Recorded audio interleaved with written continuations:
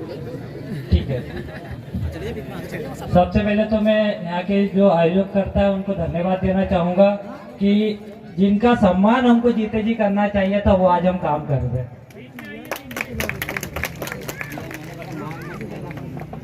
टंट्या हमारे जो पुरखे रहे, टंट्या मामा, रेंगा कोरसू, कोरकू, बिरसा मुंडा, इन सबका एक ही उद्देश्य था कि हमारे समाज की मालिकियत स्थापित करना, पर वो काम कहीं ना कहीं अधूरा रह रहा था। पर वो काम इस आधुनिक युग में पूरा हुआ जो हमारी इस माता के कारण पूरा हुआ है। और लिखित में हमारे पास ये दस्तावेज है, सुप्रीम कोर्ट से बड़ी कोई कोर्ट नहीं होती है, और उन्होंने लिख के दिया है कि देश का आदिवासी इस देश का मालिक है। और आज हमारे साथ इतना अच्छा सहयोग है कि वो माता भी हमारे साथ में और पूरा का पूरा समाज भी बैठा है। तो क्यों ना इस सुप्रीम कोर्ट के जजमेंट को ही पढ़ लिया जाए और समझ लिया जाए। आप लोग तैयार है? कोई टाइम लिमिट हो तो मुझे बता दो, ठीक है? मैं इसमें वैसे कोशिश ये करूंगा कि जो मुख्य मुख्य बातें हैं वो आपको बताऊं, और आप कहीं किसी के पास कागज हो, कागज पेन, तो उसको भी नोट कर लीजिएगा। तो मैं स्टार्ट करता हूं। ये जजमेंट इसकी बेसिक डिटेल में बता देता हूं कि ये एक आपराधिक अपील थी जिसका नंबर था 11/2011 11/2011 कैलाश विरुद्ध महाराष्ट्र राज्य का मामला था। ये जो हमारी माता के साथ में जो उत्पीड़न हुआ था, अत्याचार हुआ था, उसके विरोध में चला था ये केस। उसको लेकर ये मामला न्यायालय में चला था और वहां पर न्यायालय ने उसमें निर्णय दिया, सजा को बरकरार रखा। साथ में कुछ ऐसी बातें लिखी है जो आपको जानना बहुत ज्यादा जरूरी है। सबसे पहले मैं बताना चाहूंगा कि सुप्रीम कोर्ट या जो भी न्यायालय का जजमेंट होता है उसमें आपने श्लोक तो सुने होंगे जो वेदों में लिखे रहते हैं, महाभारत में जो धार्मिक किताबों में लिखे रहते हैं, पर कभी भी आपने इसमें शेरो शायरी का जिक्र नहीं सुना होगा। पर जब आदिवासी का मामला आया तो सुप्रीम कोर्ट भी शायराना अंदाज में इस जजमेंट को लिखा गया है। उसका पॉइंट नंबर 21 लिखा गया है जिसमें सुप्रीम कोर्ट ने लिखा है, सर जमीने हिंद पर अक़वाम आलम के फिराक काफिले गुजरते गए और हिंदुस्तान बनता गया। सुप्रीम कोर्ट बताते इसका मतलब होता है कि इस हिंद की धरती पर, ये जो आपकी जमीन है, आदिवासी लैंड है, ट्राइबल लैंड है, जिसके आप मालिक हो, इस हिंद की धरती पर लोगों के कारवां आते गए और भारत बनता गया। ये सुप्रीम कोर्ट कह रहा है 2011 के जजमेंट में 21 नंबर पॉइंट में, मतलब कि शेरो शायराना अंदाज में कहा गया है। तो इसको मैं आपको महत्वपूर्ण बात बताता हूँ। इसको लगाने के लिए है क्या कुछ? नहीं, फिर पकड़ना ठीक नहीं रहेगा, क्योंकि ये मुझे पढ़ना पड़ेगा तो एक आदमी लगेगा पकड़ने के लिए, और दादा है बेहतर। हाँ, ये अच्छे है। अरे भाई अच्छा नहीं हूँ, दादा का सहयोग कर रहा हूँ। दादा वरिष्ठ बुजुर्ग है, उनको ज्यादा देर तक खड़ा नहीं रख सकते। ये वाला है, हाँ ये दे दो। एक तो मैं आप सबको बताना चाहूंगा, जैसे कि सतीश दादा ने कहा है कि ये जजमेंट हमारी पहचान है, हमारी तो है ही सही, ये उन लोगों की भी पहचान है, तो ये हमारे पास हर समय रहना चाहिए। ये मेरी जेब में रखा रहता है, इधर साइड में मैं कोर्ट में रखता हूँ ये जजमेंट, कि ये हमारी पहचान है, बता सके।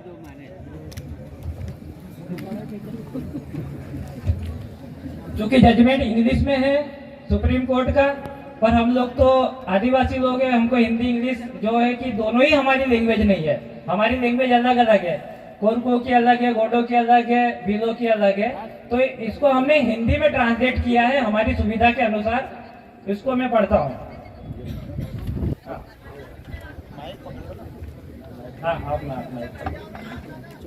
इसमें 19 नंबर का पॉइंट है जो कि आप सबके लिए सबसे ज्यादा महत्वपूर्ण है। इसमें डिक्लेरेशन हुआ आपकी मालिकियत का, और सुप्रीम कोर्ट ने क्या लिखा मैं आपको पढ़ के बताता हूँ।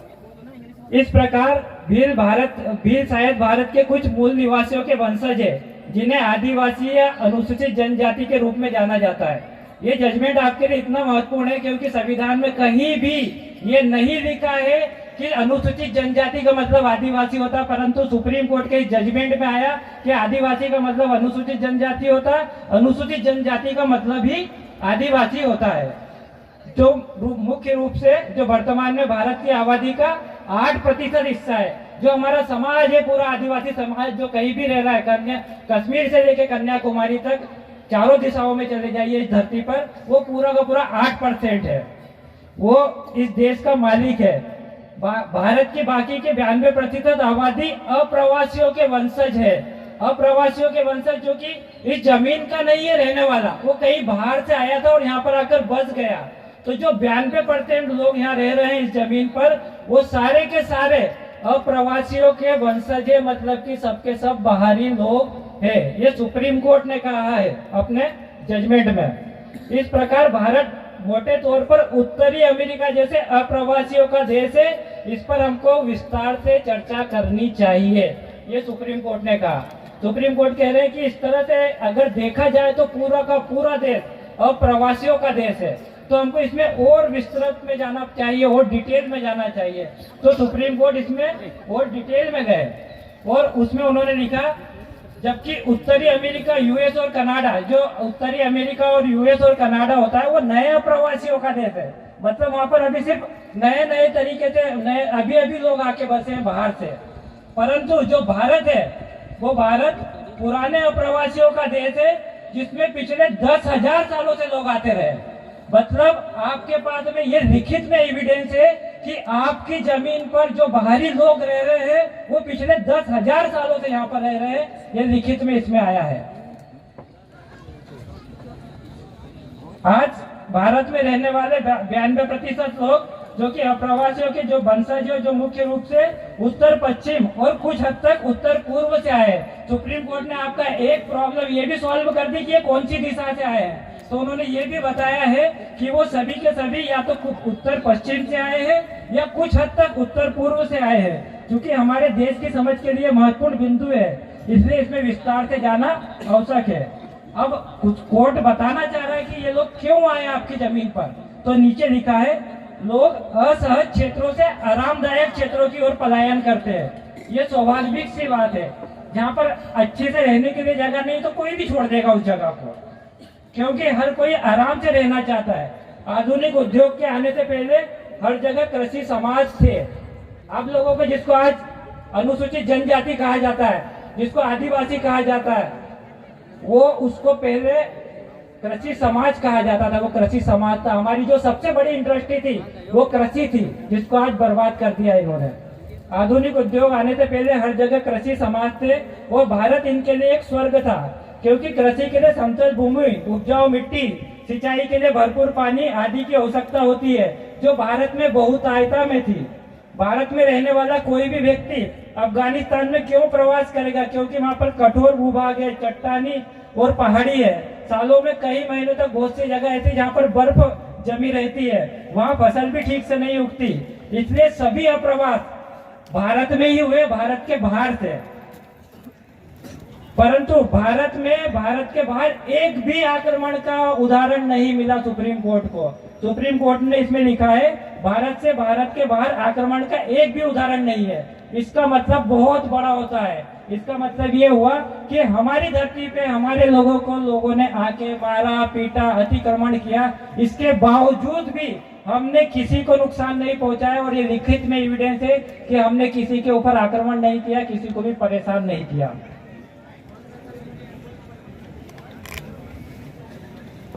अब मैं इसका एक सबसे महत्वपूर्ण बिंदु आपको बताना चाहूंगा, जो कि सभी देश के सभी लोगों के लिए, शासन प्रशासन और जो आम व्यक्ति है उन लोगों के लिए, वो पॉइंट नंबर 34 पे लिखा है। क्योंकि मैं इसको पूरा पढ़ूंगा। इसमें लिखा है, हालांकि भारत में सभी समूह और समुदायों को औपचारिक समानता देने से वास्तविक समानता नहीं होगी। ऐतिहासिक रूप से वंचित समूहों को विशेष सुरक्षा दी जानी चाहिए, ताकि उन्हें उनकी गरीबी और निम्न सामाजिक स्थिति से ऊपर उठाया जा सके। यही कारण है कि हमारे संविधान में इन समूहों के उत्थान के लिए अनुच्छेद 15(4), 15(5), 16(4), 16(4)(a) और 46 आदि में विशेष प्रावधान किए गए हैं। इन वंचित समूहों में भारत में सबसे अधिक वंचित जो है वो आदिवासी है, जिसका इन्होंने विवरण किया है समता बनाम महाराष्ट्र राज्य के मामले में।